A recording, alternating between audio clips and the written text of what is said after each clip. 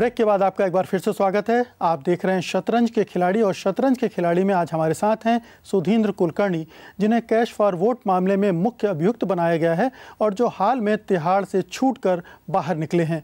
तो आइए उनसे बात करते हैं उनके अनुभवों के बारे में। सुधींद्र जी, ये बताएं कि तिहाड़ में कैसा अनुभव रहा है आपका, क्योंकि एक पत्रकार को इस तरह से जेल जाना पड़े, बहुत पीड़ादायी हो। तो देखिए, ये देखने की बात होती है, मुझे कोई पर्सनली पीड़ा नहीं हुई।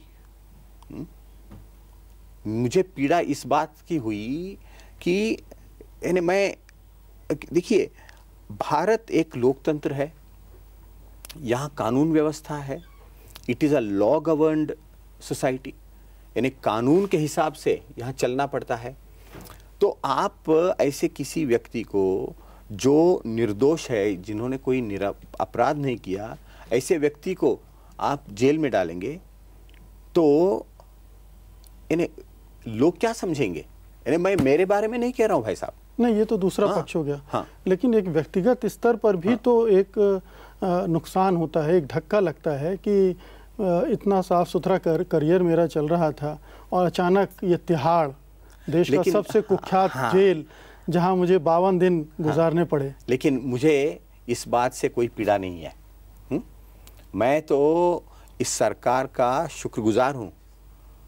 कोई अपराध न होते हुए भी सही, उन्होंने मुझे एक ऐसा मौका दिया कि मैं जेल के अंदर जाकर जो यहाँ की दुस्थिति है, क्या देखा आपने वहाँ? मैं आपको बताता हूँ जी। देखिए, और अब मैं जो कहूँगा इससे आप और दर्शक वो बिल्कुल जी, मैं समझता हूँ कि उनको धक्का लगेगा। पूरे तिहाड़ जेल में लगभग 13,000 कैदी हैं। ये देश का सबसे बड़ा जेल है, राजधानी में है। इस जेल में अंडर ट्रायल्स कितने हैं मालूम है? यानी जिनका ट्रायल पूरा नहीं हुआ है, कोर्ट ने अपना निर्णय नहीं सुनाया है, फिर भी ये सजा काट रहे हैं। 75%, 75%। आप उनसे कुछ लोगों से मिले? बहुत सारे लोगों से मिला, और वो मेरे लिए बहुत पीड़ादायक था। मैंने जब देखा कि यहाँ तो सालों साल तिहाड़ जेल में बंद है, केस चल रहा है, तारीख पे तारीख सुनवाई चल रही है, और इससे भी धक्कादायक बात यह है कि जब 3, 4, 5 साल के बाद केस पूरा होता है और कोर्ट अपना निर्णय सुनाता है, 50 से अधिक प्रतिशत लोग निर्दोष पाए जाते हैं, फिर भी उन्होंने सजा काटी। क्यों? उनका क्या दोष है? जी, अभी आपके बहुत सारे राजनीतिक मित्र भी वहाँ हैं, उनसे भी मुलाकात हुई होगी आपकी? नहीं, उनसे मुलाकात नहीं हुई, क्योंकि मैं जेल नंबर 3 में था और कुछ मंत्री वगैरह जो हैं वो जेल नंबर 1 में थे, उनसे मेरी मुलाकात नहीं हुई। मेरे ही वार्ड में 2 ऐसे बंदी थे, 5.5 साल से वो अंदर हैं। किस जुर्म में? Official secrets act. और उनका ट्रायल भी शुरू नहीं हुआ है। यानी आप देखिए, इस शासन व्यवस्था ने कैसी चाल चलाई है कि आप किसी को अंदर करते हैं और ट्रायल भी नहीं शुरू करते। They are not even under trials, they are prisoners without trial. 5.5 साल, ये कहाँ का न्याय है? ये हम जैसे लोग जो राजनीति में हैं, तो मीडिया हम पर थोड़ा फोकस डालता है, तो 52 दिन रहे, लेकिन फिर भी हमें बहुत सारी पब्लिसिटी मिल गई।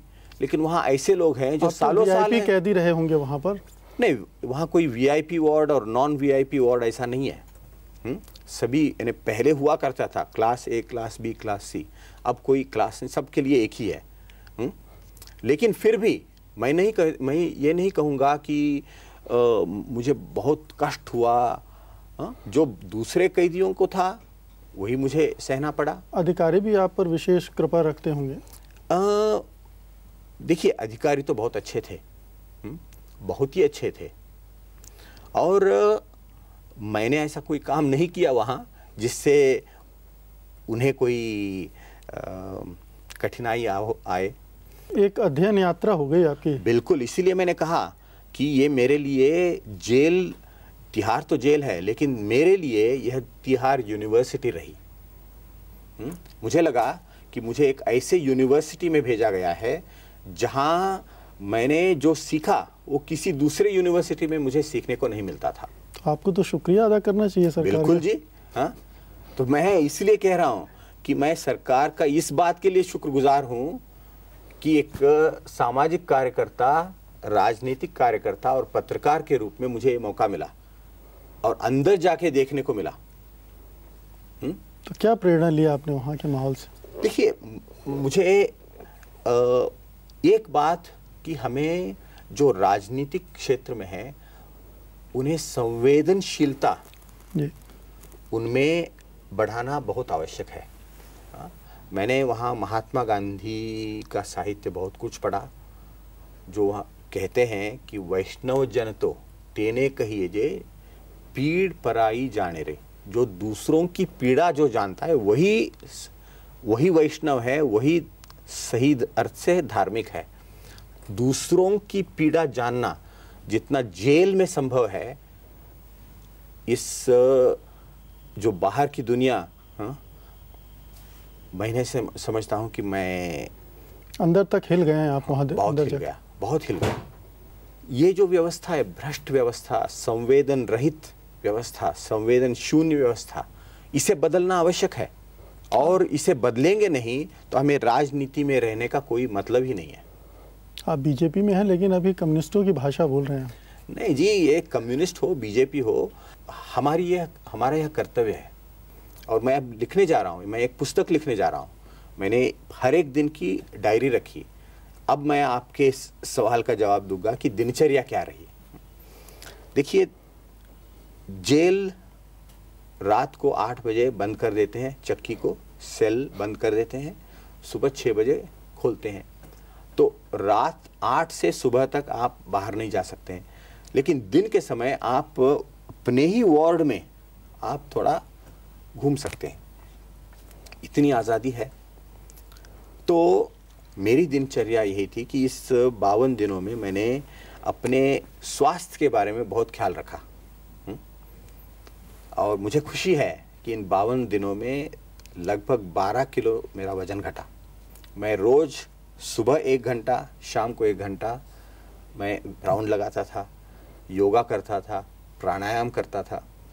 और मैंने जो अन्य जेलवासियों को जो खाना दिया जाता था वही खाना खाता था मैं, बहुत कम। तो उससे एक डिसिप्लिन आ गई, अनुशासन आ गया। और यह अनुशासन सबके लिए आवश्यक है, लेकिन कार्यकर्ता, राजनीतिक कार्यकर्ताओं के लिए बहुत आवश्यक है। उदयन जी, ऐसा लगता है अभी ताज़ा आपका जोश है, इसलिए आप ये बातें कह रहे हैं। नहीं तो बहुत सारे नेता तो इमरजेंसी के दौरान जेल गए थे, उसके बाद उनको भी ऐसे अनुभव मिले होंगे जैसे आपको मिले हैं। वो भी निकलने के बाद इस तरह की बात करते रहे होंगे। उसके बाद समय के साथ सब भूल गए, सब वैसा ही चल रहा है। हाँ, वैसा चल रहा है। यही दर्शाता है कि हम में कुछ कमी है। यानी राजनीतिक समुदाय जो है, कम्युनिटी जो है, इनमें कुछ कमी है। ये मुख्य रूप से सत्ता केंद्रित है। सत्ता केंद्रित है, सुधार केंद्रित नहीं है। मैं ये कह रहा हूँ कि पूरा राजनीतिक वर्ग इसी तरह से सत्ता के साथ खिलवाड़ कर रहा है, वो इस खेल में शामिल है। नहीं, देखिए, मैं इससे सहमत नहीं हूँ। मैंने बीजेपी के साथ काम किया है। यहाँ ईमानदार लोग हैं। हमने सांसदों की खरीद, आपको याद होगा, लेकिन हो सकता है इससे ज़्यादा ईमानदार उसमें उस पार्टी में रहे हों जिसमें कभी आप थे। हाँ, वो भी ईमानदार हैं। कम्युनिस्ट पार्टी ईमानदार लोगों की पार्टी है। उनकी आइडियोलॉजी जो है, विचारधारा, वो गलत है, लेकिन ईमानदार लोग हैं, बहुत आदर्शवादी लोग हैं। वहाँ बहुत इक्के दुक्के आपको भ्रष्टाचारी मिलेंगे। मैं इस बात को मानता हूँ, क्योंकि एक बड़े उद्देश्य के लिए, आदर्श के लिए वो राजनीति में आए हैं। सत्ता का उपयोग स्वयं के परिवार का धन बढ़ाने के लिए वहाँ बहुत कम लोग आते हैं, और जो आते भी हैं उन पर दूसरों का नियंत्रण रहता है। लेकिन कम्युनिस्टों की गलती क्या है कि उनकी आइडियोलॉजी गलत है। एक समय तो आप बीजेपी की आइडियोलॉजी से भी आपको मोहभंग हो गया था। कुछ मुद्दों पर हुआ था, लेकिन उस पर मैं चर्चा नहीं करना चाहता हूं आज। और अब फिर से लेंगे एक छोटा सा ब्रेक। ब्रेक के बाद हम फौरन लौटेंगे और सुधींद्र कुलकर्णी से अपनी बातचीत को आगे बढ़ाएंगे, जानने की कोशिश करेंगे कि आखिरकार इस पूरे राजनीतिक परिदृश्य को वो किस तरह से देखते हैं और आगे की लड़ाई वो किस तरह से लड़ने जा रहे हैं। आप बने रहिए हमारे साथ।